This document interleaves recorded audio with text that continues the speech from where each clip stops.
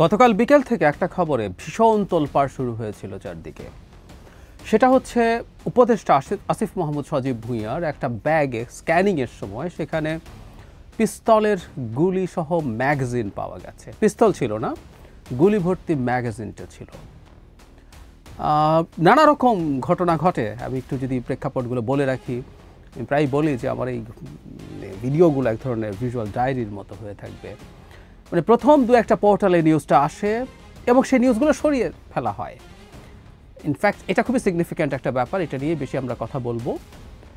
তারপর জার্নালিস্ট জুলকারনাইন সায়ের একটা video post করেন যেখানে আসলে এই পুরো ঘটনাগুলো দেখা যায়, কীভাবে স্ক্যান হচ্ছে, পরে কীভাবে পাওয়া গেল এবং সেটা পরবর্তীতে তার পিএসের কাছে দিয়ে দেওয়া হয়েছে। এভাবে চললো, আর দু একটা জায়গায় এটা নিয়ে নিউজ থাকলো। শেষে আমরা দেখেছি জনাব আসিফ মাহমুদ সজীব ভুঁইয়া একটা স্ট্যাটাস দিয়েছেন। তিনি এখানে এই ম্যাগাজিনটা পাওয়া নিয়ে দুঃখ প্রকাশ করেছেন। তিনি এটা তার অনিচ্ছাকৃতভাবে হয়েছে বলে জানিয়েছেন। তার স্ট্যাটাস দিতে দেরি হয়েছে কারণ তিনি তার ট্রাভেলিং শেষ করে তারপরে এই ব্যাপারে স্ট্যাটাস দিয়েছেন, এরকম বলেছেন। কী ব্যাপারে আলোচনা হলো? প্রথম সবচেয়ে তীব্র আলোচনা সমালোচনা যেটা হয়ে দাঁড়িয়েছে সেটাই আসলে আগে কথা বলবো, কিন্তু ওর বাইরেও এটার একটা বিরাট সিগনিফিক্যান্স আছে। আমি সেটাকেই বেশি গুরুত্বপূর্ণ বলে মনে করি। প্রথম যে আলোচনাটা শুরু হলো এবং অনেকেই মনে করলেন, আমিও প্রাথমিকভাবে যেসব ডকুমেন্ট সোশ্যাল মিডিয়াতে এসেছে তাতে দেখে মনে হচ্ছিল এই অস্ত্রটা অবৈধ। কেন অবৈধ মনে করা হয়েছে সেটা যুক্তি হলো, প্রাথমিকভাবে যে কন্ডিশন দেওয়া হয়েছে একটা স্মল আর্ম মানে পিস্তল বা রিভলভার জাতীয় অস্ত্র নেওয়ার জন্য, সেটা অন্তত দুটো জায়গায় জনাব আসিফ মাহমুদ সজীব ভুঁইয়া ম্যাচ করেন না। প্রধানটা হচ্ছে তার বয়স।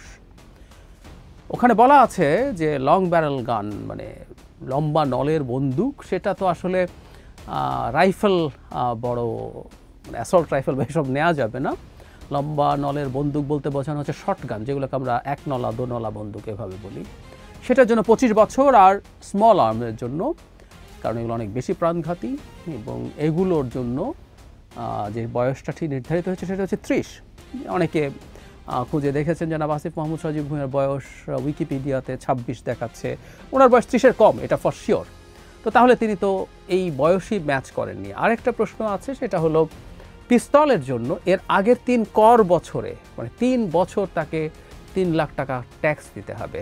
সুতরাং জনাব আসিফ মাহমুদ হয়তো এবার উপদেষ্টা হবার পর কর দিয়েছেন, আগে তিনি নিতান্তই ছাত্র ছিলেন, তার কর দেওয়ার কোনো কারণ নেই। সুতরাং তিনি সেই ক্রাইটেরিয়াটাও ফুলফিল করেন না। সেই আলাপে এটা দাঁড়ালো যে তিনি একটা অবৈধ অস্ত্রের অধিকারী হয়েছেন। এটা নিয়েই প্রচুর তুমুল শোরগোল হয়েছে।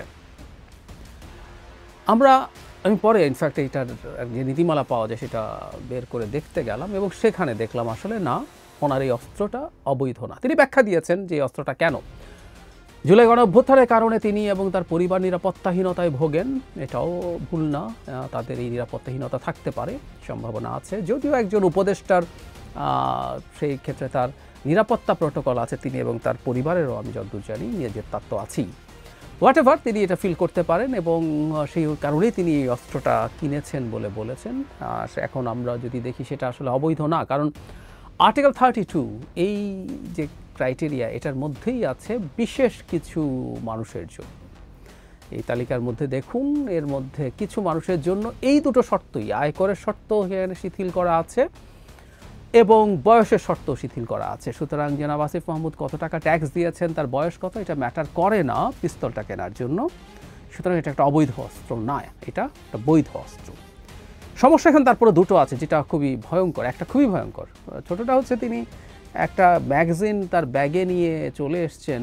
এই ধরনের ভুল একজন উপদেষ্টার দিক থেকে কোনোভাবেই হওয়া উচিত না, এটা ফর শিওর। কিন্তু ভয়ঙ্কর দিকটা যেটা, সেটাও দেখলাম যে তাকে জিজ্ঞেস করা হয়েছে, তিনি অস্বীকার করেছেন, তিনি অস্বীকার করবেন, অস্বীকার করারই কথা। সেটা হলো নিউজ সরিয়ে ফেলা। খুবই খুবই অ্যালার্মিং একটা ব্যাপার। আমরা ধরে নেই যে একজন উপদেষ্টা এই ধরনের নিউজ ছাপবো না, এটা কেউ কেউ বোধ করতে পারেন, সেলফ সেন্সরশিপ যদি হয়। সেই ক্ষেত্রে না, নিউজ আসলে পাবলিশ করারই কথা না, এটা উপদেষ্টার নিউজ বলে কথা। কিন্তু নিউজ পাবলিশড হয়েছে, তারপর সরিয়ে ফেলা হয়েছে কয়েকটা জায়গা থেকে। জনাব আসিফ মাহমুদ সজীব ভুঁইয়া ব্যাখ্যা দেওয়ার পর সবাই এরপর একযোগে এটা নিয়ে নিউজ করেছে। এখন এই নিউজটাকে সরিয়ে ফেলা, এখন প্রাথমিক যেটা চিন্তা আমরা বলবো সেটা হচ্ছে খুবই সম্ভাবনা আছে, বা এই সম্ভাবনাটাই বেশি আমরা বলবো উপদেষ্টার পক্ষ থেকে বা তার যা কর্মকর্তা বা লোকজন আছে তাদের পক্ষ থেকে মিডিয়াকে চাপ দিয়ে এটা সরানো হয়েছে। এটা হলো বেশি সম্ভাব্যতা। আরেকটা কেউ বলতে পারেন যে শেখ হাসিনার সময়ে নানা ক্ষেত্রে সঠিক রোল পালন না করা মিডিয়া এখন নিজেই অনেক বেশি সেলফ সেন্সরশিপ করে, ফলে তারা নিজেই সরিয়ে ফেলছেন। আমরা যদি বলি নিজেই সরিয়ে ফেলছেন, এটাও যদি হয়ে থাকে এই সরকারের সময়ে এসে একটা মিডিয়া এখনও সেলফ সেন্সরশিপ করতে হয়, এটাও খুবই নেগেটিভ একটা বিষয় সরকারের জন্য। আরেকটা সম্ভাবনা আছে, দুটো না তিনটে আসলে। মব তৈরি হতে পারে। আসিফ মাহমুদ সজীব ভুঁইয়ার সাপোর্টার কিছু মানুষজন গিয়ে যদি ওই জায়গাগুলোতে জড়ো হন, স্লোগান দেন, হুমকি দেন, হামলা করেন। আবার প্রধান উপদেষ্টার প্রেস সচিবের মতে এগুলো কিন্তু মব টব না, এগুলো প্রেশার গ্রুপ। তিনি রীতিমতো মিডিয়ার ক্ষেত্রে এই কথাটা ব্যবহার করেছেন যে তাদের উপরে যখন জনগণের উপরে যখন অপারেশন হয়েছিল তারা এখন প্রতিবাদ দেখাচ্ছেন, তারা প্রেশার দিচ্ছেন। তো মব না বলে মনে হয় অনেকে ফান করে বলছেন এখন প্রেশার গ্রুপ বলতে। সো আসিফ মাহমুদ সজীব ভুঁইয়ার হয়ে যদি প্রেশার গ্রুপ মিডিয়াতে গিয়ে চাপ দেয় তাহলে কি হবে?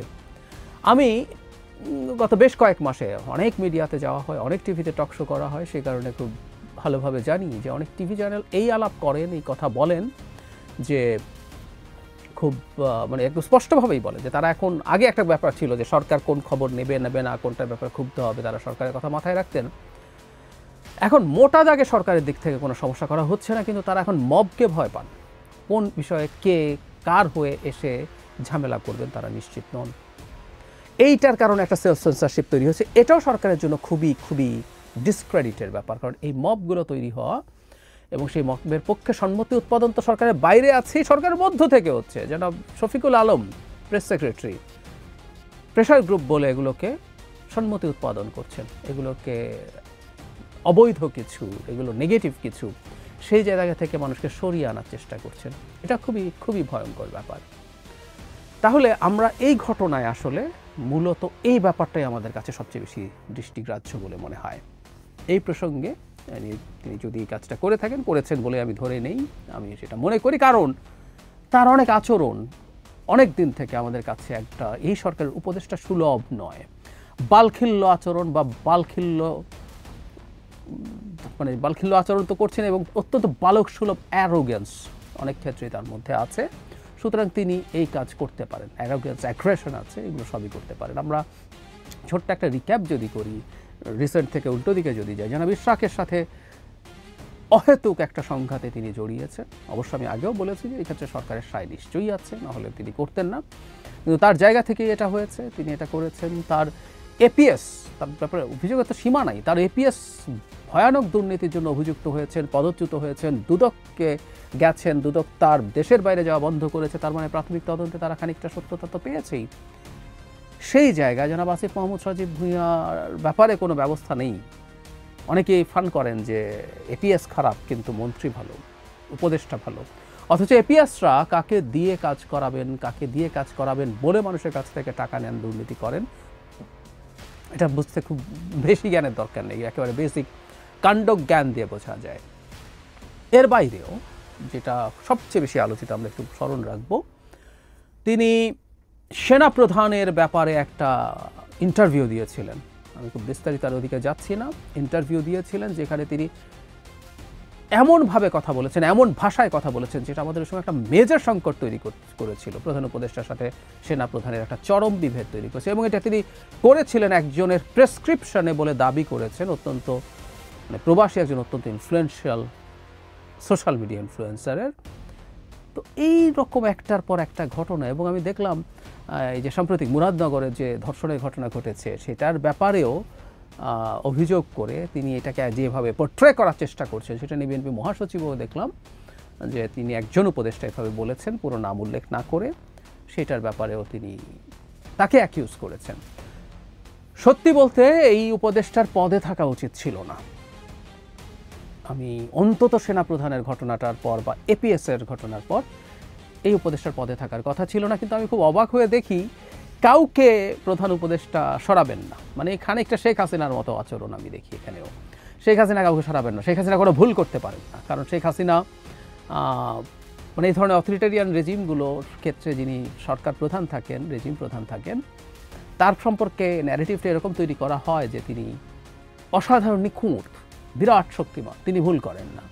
অথচ ডক্টর ইউনূস নিজে ভুল করেন বলে বলেছেন। জনাব নুরুল কবিরের সাথে একটা ইন্টারভিউতে তিনি মানে উপদেষ্টাদের সম্পর্কে, ভুল সম্পর্কে, ইনএফিসিয়েন্সি সম্পর্কে যখন বলা হচ্ছে, তিনি বলছেন যে আমি নিজেই তো পারি না, আমি নিজেই তো শিখি নাই, নিজেই শিখছি, এসব বলছেন। তারপরেও আমরা খুব সিগনিফিক্যান্ট চেঞ্জ দেখি না। জনাব খলিলকে নিয়ে যথেষ্ট যৌক্তিক অভিযোগের পরও তাকে সরানো হয় নাই। আসিফ মাহমুদ সজীব ভুঁইয়াকেও একই ব্যাপার, তাকে আসলে অনেক আগে সরিয়ে দেওয়া দরকার ছিল, বরং সেটা না করে শেখ হাসিনা মতো রাখছেন তো বটেই, তিনি তাদেরকে আরও প্রমিনেন্ট করে তুলছেন। বিএনপি যেহেতু পদত্যাগ চাইছে তাদের কাছে নিয়ে রাখবে। সুতরাং আমি মনে করি না যে কোনো পরিস্থিতিতেই আসলে এদেরকে আর সরানো হবে। আমরা ওনার সাইকোলজি বুঝে গেছি, কিন্তু আমরা মনে করি একটার পর একটা নেগেটিভস জনাব আসিফ মাহমুদ সজীব ভুঁইয়ার নামের সাথে যুক্ত হচ্ছে। আর পুরনো কথা, মাহফুজ আলম এখন খুব বেশি সরব নন, তারও খুব মারাত্মক কোনো ডিজাস্টার তিনি করেছেন তাও না, কিন্তু এই দুই ছাত্র উপদেষ্টাকে আসলে আরও অনেক আগেই বের করে দেওয়া দরকার ছিল। আর একটা কথা বলে শেষ করি, এটা নিয়ে বিস্তারিত ভিডিও করেছিলাম। ছাত্র উপদেষ্টাদের নির্বাচন করা অনৈতিক। জনাব আসিফ এই প্রসঙ্গে আসলে বলে, তিনি তার এলাকায় সরকারি নানান সুযোগ সুবিধা ব্যবহার করে বেশ নির্বাচনী কাজটা চালিয়ে যাচ্ছেন বলে খবর পাওয়া যায়। তারা একটা অধ্যাদেশ রেডি করেছিলেন, যেটা পাশ হয় নাই শেষ পর্যন্ত, কিন্তু উপদেষ্টা পরিষদ পাশ করেছিল, যেখানে তারা স্পষ্টভাবে অ্যাগ্রি করেছিলেন এই উপদেষ্টা পরিষদের কেউ পরবর্তী সংসদ নির্বাচনে অংশগ্রহণ করতে পারবে না। তারা বের হয়ে আসা উচিত, তাদেরকে বের করে দেওয়া উচিত, এবং তাদের থাকাটা এই সরকারের নিরপেক্ষতাকে যতই নির্বাচন ঘনিয়ে আসবে প্রশ্নবিদ্ধ করবে। সুতরাং এটা হওয়া উচিত। ডক্টর ইউনূস করবেন? উত্তর হচ্ছে না, তিনি কিছুই করবেন না। ডক্টর ইউনূস সম্পর্কে কেউ একটা কথা বলেন, শেখ হাসিনার সাথে ডিফারেন্স এরকম হাফান করে বলেন, ওনার অনেক ডিফারেন্স, কোনো সন্দেহ নাই, তাকে আমি তার সাথে তুলনা করছি, ব্যাপারটা এইরকম না, কিন্তু এই পয়েন্টে ডিফারেন্সের কথা বলছি যে শেখ হাসিনা কথাই শোনেন না, ডক্টর ইউনূস কথা শোনেন অনেক কিছুই, কিন্তু অনেক কিছুই করেন না। উনি খুব আগ্রহ নিয়ে হয়তো শুনবেন। নিশ্চিতভাবে তিনি অনেক ক্ষেত্রে না, প্রায় সব ক্ষেত্রেই আলাদা, কিন্তু এই ক্ষেত্রে আসলে আমরা তাই দেখছি। আমরা বলি কিছু কিছু কথা শোনেন, কিন্তু কোনো জায়গায় তার খুব স্টাবার্ন অ্যাটিটিউড আছে। এটা হচ্ছে এই উপদেষ্টা পরিষদে কোনো পরিবর্তন বা কাউকে বাদ দেয়া, এই কাজটা তিনি করতে চান না। সুতরাং এভাবেই চলবে, এটা ধারণা করাই যায়।